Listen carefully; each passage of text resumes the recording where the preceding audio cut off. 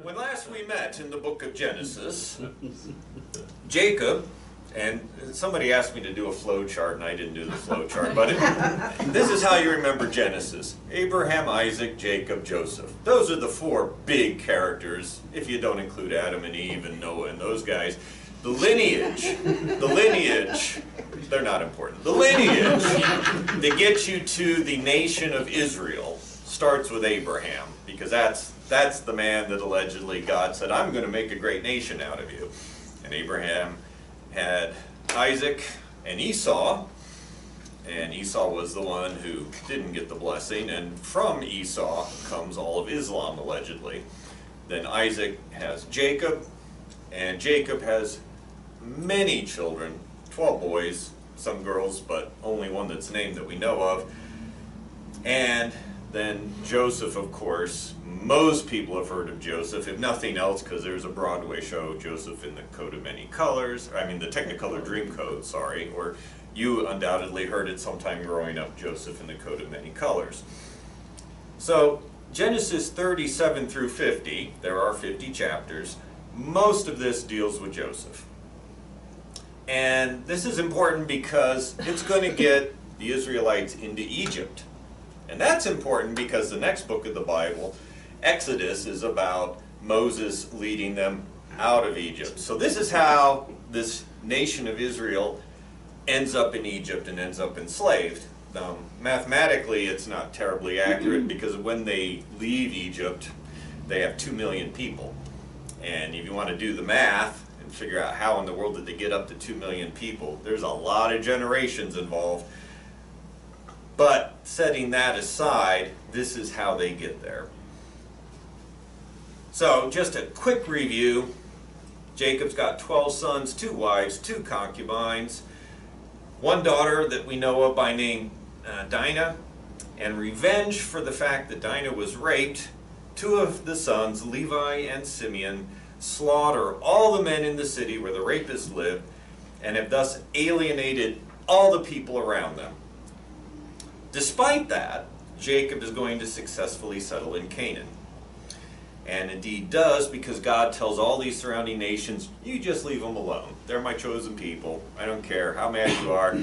You touch them, you're in big trouble. So, they do settle there in the land of Canaan. Now, Joseph was the favorite of the 12 sons. He was the firstborn of Rachel, and if you remember, Jacob was tricked. He wanted to marry Rachel. Instead, he got tricked and had to marry Leah first, her sister. Then he gets to marry Rachel. And Rachel was barren for a long time, which is a common problem of the women in the book of Genesis. They're barren, and finally God gives them a child. This story happens several times. And so Joseph is the most beloved because he's the firstborn of his favorite wife. Joseph had this knack for making enemies of his brothers. He would bring bad reports back to Dad after going and seeing what they were doing out, taking care of the flocks or whatever. And so he was essentially a tattletale. But Jacob, instead of saying, you know, you might not want to pick on your brothers because that's going to come back to bite you, instead he says, you know what, you're my favorite son, I'm going to give you this really fancy robe that you get to wear. This is the famous coat of many colors. However, better translation would either be a long-sleeved or a royal coat, or perhaps a striped coat, and that's where they get the many colors from. But really, if it's striped, it could just be 2 colors. So we're not sure, but it was a very fancy coat to designate him as favored. And then Joseph had a couple of dreams that he shared with his family. First, he shares with his brothers, and essentially, I'm not going to go into the dreams, that's lengthy, but the dream says, at some point, all you, my brothers, will bow down to me.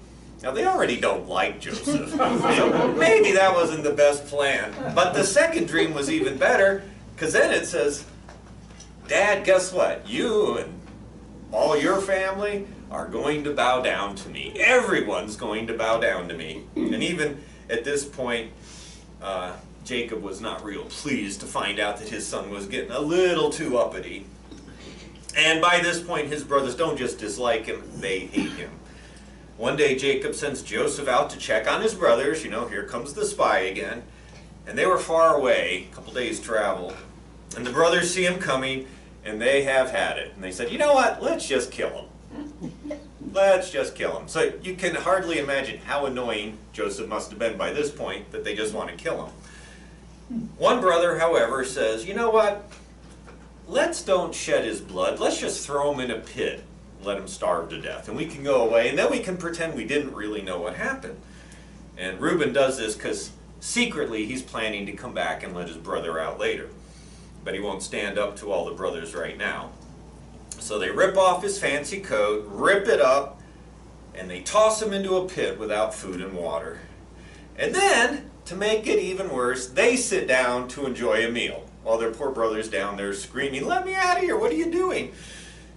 And they are just enjoying this. You can imagine, you know, finally we're going to be rid of this really annoying brother of ours. And as they're eating, for some reason, we don't know why, Reuben's no longer there, the one who's going to sneak back and rescue Joseph. And as they're eating, a caravan comes by that's heading south to Egypt. And Judah says, hey, I got an idea. Why don't we just sell them into slavery? That way we can make some money too, and we're still rid of them. And we don't actually kill them. So, you know, it's a win-win-win. And they say, yeah, great idea, let's do it. And they do. So they drag their sniveling little nasty tattletale brother out of the pit and sell him off, get some money, and everything's great until Reuben comes back. Remember Reuben, the one who's going to rescue him, and he says, where's Joseph? What have you done? So much for his plan. He complains. But that doesn't really make a lot of sense because, you know, he was in on this whole thing. Hey, you're the one who said throw him in a pit and let him die. We just decided to get some money instead. They say, well, what are we going to tell Dad? So they kill a goat, get the blood all over this coat, rip it up, make it look like he was attacked by a wild animal, and take it back to Jacob. And they say, sorry, Dad, looks like Joseph was killed by a wild animal. And meanwhile, while Jacob is mourning the loss of his son, Joseph is taken by caravan down to Egypt, and he's sold to Potiphar, or Potiphar, depending on who's doing the translating, the captain of the guard for the Pharaoh, the ruler or the king of Egypt. And then we have this really weird sort of insert into the story that has nothing to do with Joseph. And it's the only time this happens in all these last chapters. And we're back in Canaan now. And now we're looking at Judah. Judah marries and has 3 sons. The first, married a woman named Tamar. And we are told that, in a very, very short and succinct sentence, was evil and God killed him. Keep that in mind when you're thinking evil. So Judah tells his second son, Onan, to take her in, have sex with her, raise her children, treat her like a wife. The problem, however, is because she was married to the older brother, even though he's dead, all the inheritance and everything is going to go to her sons as opposed to his sons if he got married and had other kids. So he doesn't want her to have any kids. And this is another example of why Genesis is not for the little kids and you don't share it. But he, knowing that any children are going to be considered his brothers, every time they have sex, he pulls out early so she won't get pregnant. And the Bible graphically illustrates this. And so, in fact, because he did this and because it was viewed as evil, there is a phrase that was known, probably for those of you who are more senior may have heard of the phrase onanism. It's a fancy word of saying masturbation or premature ejaculation. I'm sorry for all this, but this is right out of the Bible. That's where it comes from. And it was considered an evil sin. And this is sort of where you get the idea that masturbation is a sin because of what Onan did. He would not complete the act with his brother's wife. And so, because he does this, it's evil and God kills him. So that's 2 brothers killed directly by God. And the third brother is too young to get married.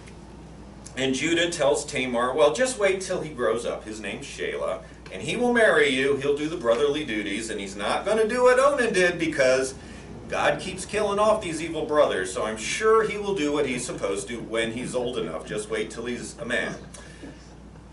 However, Judah's wife dies, Shelah is an adult, and Judah is distracted or doesn't keep his word or whatever. We're not told why, but Shelah does not take her as a wife. And Tamar remains a widow. So she says she's had it. She's going to take this into her own hands. She learns that Judah is going to be out of town shearing sheep, and she dresses up like a prostitute and waits for him to come by on the main road. And he wishes to use her services, and he promises to pay for it with a kid from his flock. And she says, well, that's fine to give me a promise, but I want something now, some kind of a down payment. So she wants his ring, his belt, and his staff. And once she gets that kid, she'll give those back. And he agrees, they have sex, she gets pregnant. And later, when it's time to pay her, Judah sends a friend with a kid to make the payment, and they can't find her anywhere. And Judah assumes he's just lost her, whatever's happened, he's lost that belt, ring, and staff. He's not going to see those again, but, you know, that's the end of the story. And he gets to keep the kid. But Tamar is becoming obviously pregnant. And Judah, being the righteous man that he is, says, oh, she's a whore. We should kill her. Let's burn her. Ironically, she says, hey, you know what? The father of this child owns these things. And she pulls out the staff, the ring, and the belt. Now, you would think at this point someone might say, oh, let's burn Judah too. And it doesn't work that way. The men don't get that kind of punishment.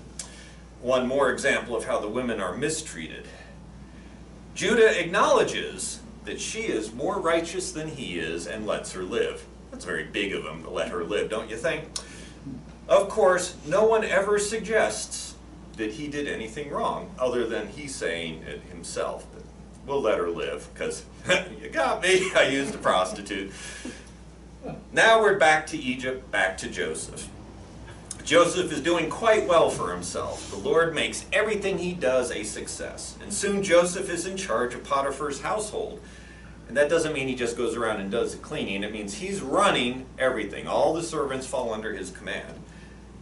Joseph is also apparently really good looking, because Potiphar's wife, name unknown, asks Joseph to have sex with her.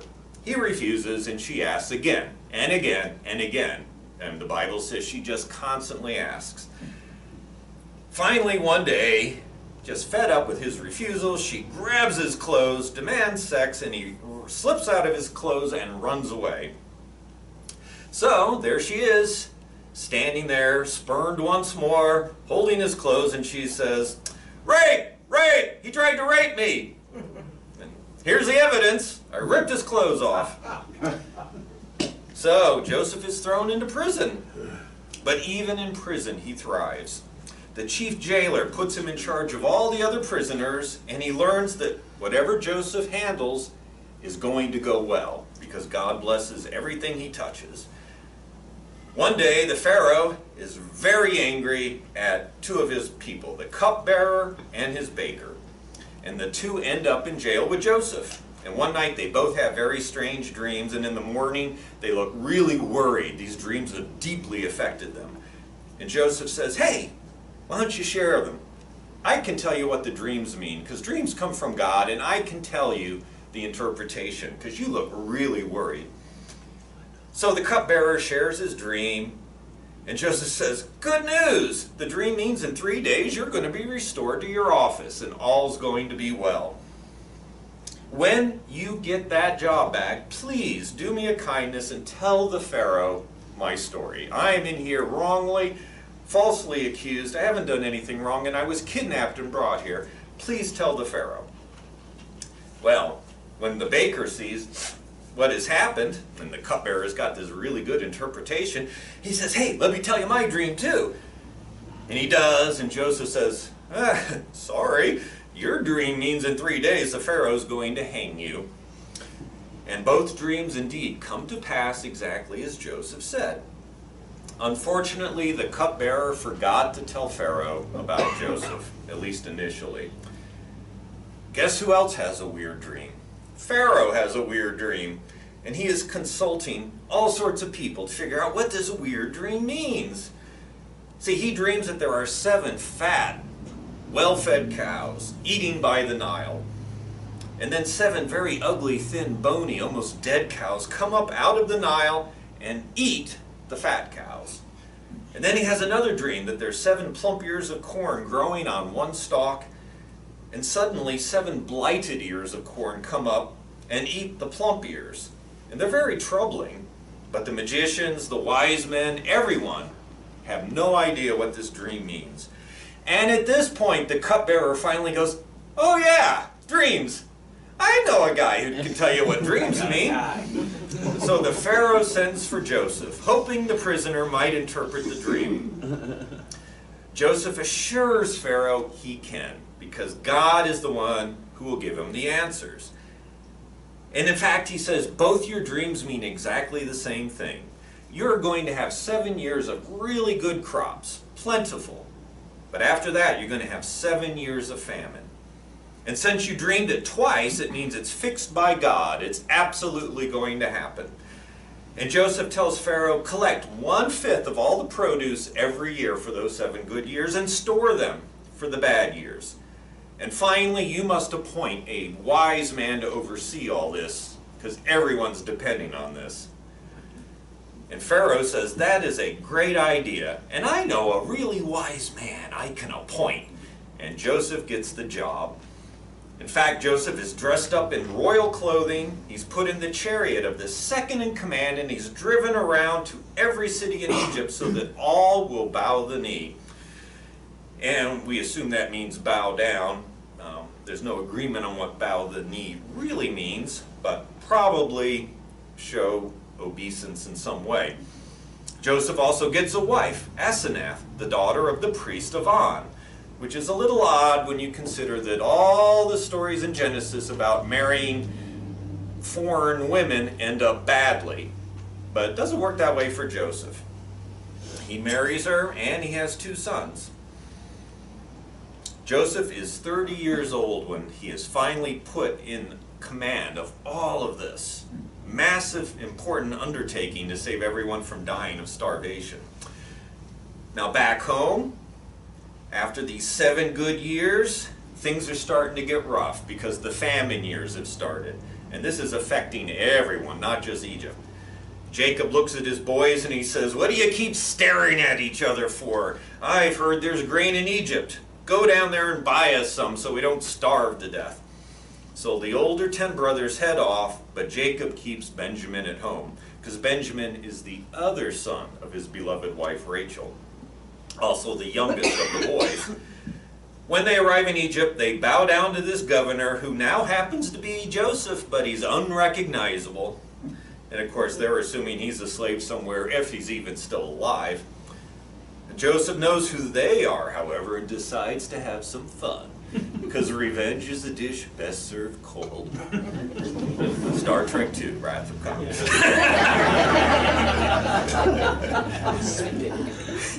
"You are spies!" he yells at them for no apparent reason. Imagine their shock. The first thing this guy says is, "You are spies." "No, my lord, we've just come to buy food."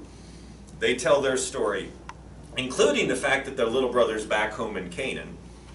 "I don't believe you, but I will test you to see if you're telling the truth. All of you are going to sit here in jail except one of you. And that one better go back and get that brother Benjamin you're telling me about and bring him back to prove that you are telling me the truth." And then he throws all of them in jail for 3 days to let them stew a little bit first. Get them really worried. But then he says, "I've had a change of heart. Only one of you have to stay here in jail. The rest of you can travel back, safety in numbers and all that. And I'm going to let you take the grain back that you want to buy." And they have paid for the grain. And he says, "Just one of you have to stay." And the brothers start arguing with each other at this point.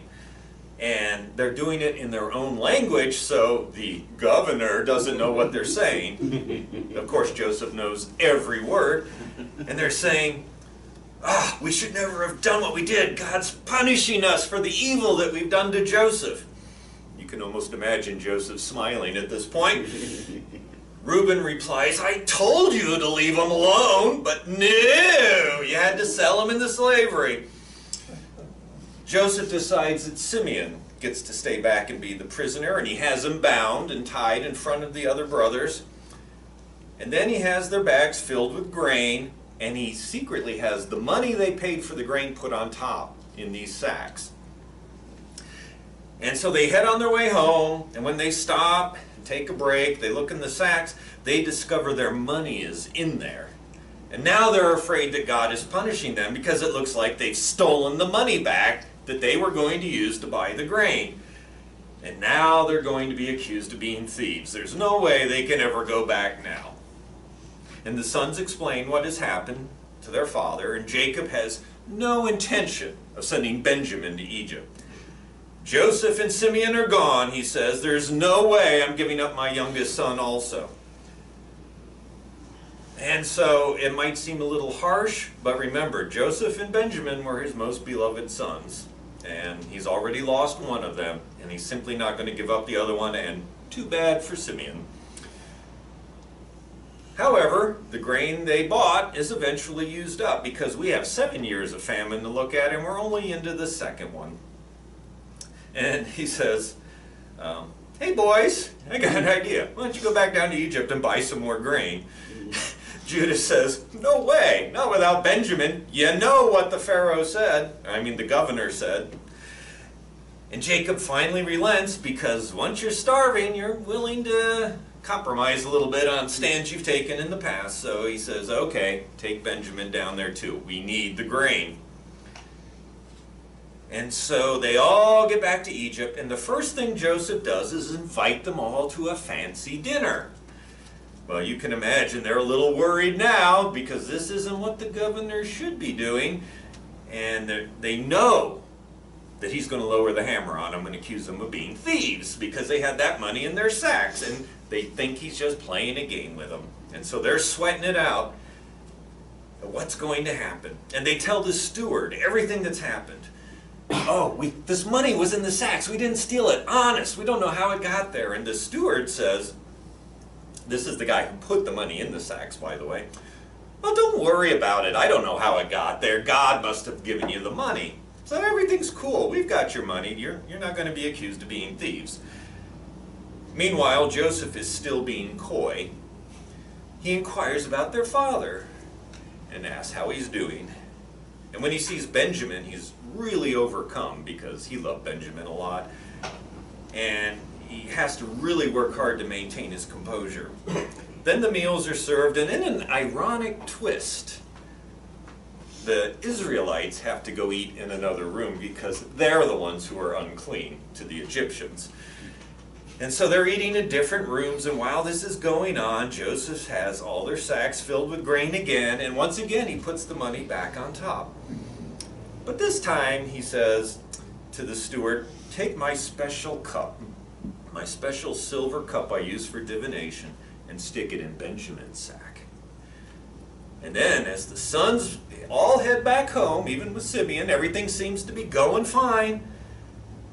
After only a short while of travel, Joseph has sent his steward after them, presumably with a large number of guards, and the steward accuses them, how dare you? You've returned evil, or you've returned our good with your evil. You have stolen my Lord's silver cup, the one he uses for divination. And the sons protest, we haven't stolen anything honest. Search us. If anyone has that cup, kill him. You'd think they'd learn not to say things like that, and the rest of us will be your slaves. So the bags are searched, oldest to youngest. You know the steward's having fun now, because he knows where the cup is. So he goes through each one. Oh, nothing here. Nothing here. Maybe you guys are innocent. Oh, we only have one more to look at. Oh, look what I found. The silver cup. And now the brothers are really feeling kind of ill because it's Benjamin, you know, the one their father loves the most. And and the steward will have none of it. How dare you? Why would you steal this cup? And they all get marched back to Joseph. And Joseph is still enjoying his little game, and he looks at them and says, "After all I've done for you, you steal my cup. I cannot believe you guys. You're just terrible." And Judah says, "God is punishing us. He's punishing us for our evil. We will all become your slaves." "Oh, no, no," says Joseph. "Absolutely not. I would never punish the innocent. Just Benjamin. Benjamin stays. He's going to be a prisoner. The rest of you go home and give my best regards to your father." Just driving in one nail after another, after another. "Give my best wishes to your dad. I've just imprisoned his most beloved son." And Judah pleads with Joseph. He tells him the whole story. He says, "Benjamin means everything to our father. If he finds out about this, he's just going to die from heartache and grief." And at this point, Joseph can no longer contain himself, and he orders all the Egyptians out. And only the sons remain. And he says, "I am Joseph." Now imagine the terror those words strike into their heart. They don't know this is going to be a happy ending story. "I am Joseph." You know, the one you threw in the pit and sold into slavery and was going to kill. "I am Joseph."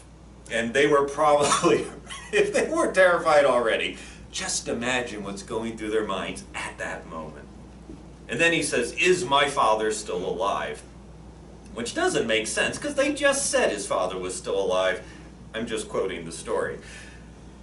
So Joseph comforts them, because he can see that now they are so terrified. You can almost imagine some of them probably passed out with fear. He says, "This all happened because God sent me here to preserve life. You meant it for evil, God meant it for good. This is only the second year of the famine. There's going to be 5 more. Go and get father, get all the household, get all the flocks, and move here. I will care for you. Tell him what has happened here. Tell him that I'm the governor." And when Pharaoh hears the story, he is pleased, and he also tells the sons, "Go and get your families. You don't even have to bring your stuff. Just go get your families and your flocks. I'm going to give you everything you need, because Joseph has saved us." And so they go back and they tell their father. And of course, he doesn't really believe it at first, but then all these wagons come in, Egyptian wagons, to carry all the people back down to Egypt and take the flocks. And Pharaoh sent a bunch of gifts along too. And he finally believes, and they all set out for Egypt. And when Joseph is informed that his father is near, he heads out to meet him in his fancy chariot, the one for the second in command. And they have a tearful reunion. And Pharaoh allows them to settle in the land of Goshen, which is great land for growing crops. Even during the famine, they're still growing some stuff. But it's not actually in any of the cities, because all these Israelites coming down are unclean. Well, things continue getting bad for the Egyptians. In the 3rd year of the famine, everyone has to sell their flocks to Joseph just to get grain. In the 4th year, things are so bad, they have to agree to become slaves of the Pharaoh. And all the people of Egypt have now technically sold themselves into slavery to Pharaoh. And Joseph says, "In order for you to stay alive, you must continue to plant and grow crops as best as possible, and you will keep 4/5 for yourselves to eat, and 1/5 goes to Pharaoh." And this gets them through the remaining years of the famine. Jacob lives for 17 years, having moved down to this land of Egypt, and dies at age 147. And just before he dies, he declares that Joseph's 2 sons will be treated as his own for purposes of inheritance. And indeed, when the Israelites set up their 12 tribes up in the Promised Land, 2 of them are named after Joseph's sons. With the Pharaoh's permission, Joseph, along with his brothers and a huge contingent of Egyptians, including chariots, head back to Canaan to bury Jacob. And now that their father is buried, and they've been living here in Egypt for 17 years, they are worried that Joseph's finally going to get his revenge. But he says, "Nope, you don't need to beg forgiveness. I give you my forgiveness.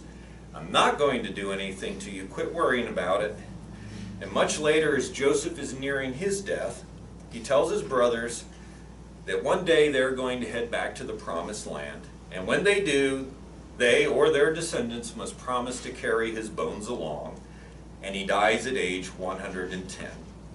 And so this tells you how the Israelites ended up in Egypt, and leads us to the story told about Moses in the book of Exodus, in the next book of the Bible.